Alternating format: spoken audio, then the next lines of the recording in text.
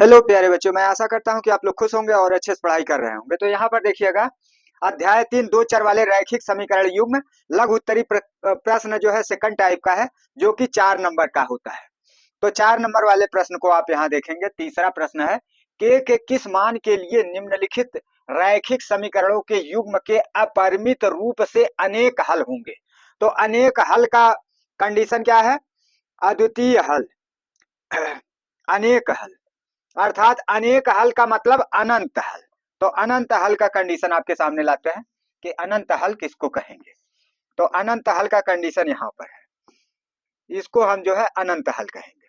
तो यहाँ कहा जा रहा है कि अनंत हल, अनंत हल अर्थात अनेक हल के कंडीशन में आपको यह हल करना है।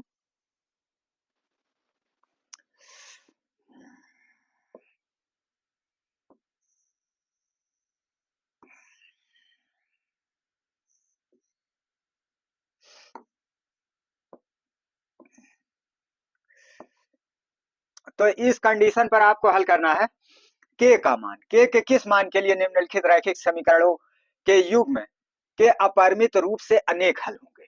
तो अनेक हल अर्थात अनंत हल की स्थिति में a1 बटा a2 बराबर b1 बटा b2 बराबर c1 बटा c2, मतलब तीनों मान जो है आपस में बराबर होते हैं।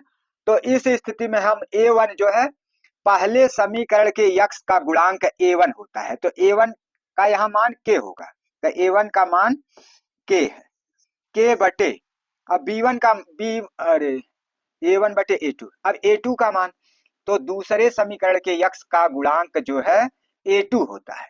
तो यहाँ लिखेंगे बटे 12 बराबर b1 बटा b2।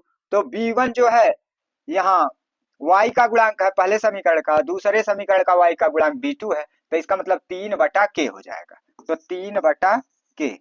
अब इसका मान हल करने के लिए दोनों के द्वारा ही हो जाएगा, तीसरा लेने की जरूरत नहीं पड़ेगी। तो अब इसमें देखते हैं k का इधर गुणा कीजिए, तो k गुणे k हो जाएगा, तो k गुणे k स्क्वायर हो जाएगा। अब बराबर 12 का इधर 3 में करिए, 12 तिया 36 हो जाएगा, 12 तिया 36 हो गया। अब 36 जो है 6 का वर्ग है, तो अब हम यहाँ लिखेंगे k स्क्वायर बराबर 36 अर्थात 6 का वर्ग, 6 का वर्ग है।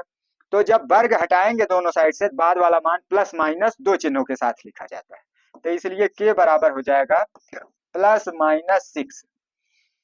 तो यहाँ के किस मान के लिए निम्नलिखित रैखिक समीकरणों के युग्म के अपरिमित रूप से अनेक हल होंगे।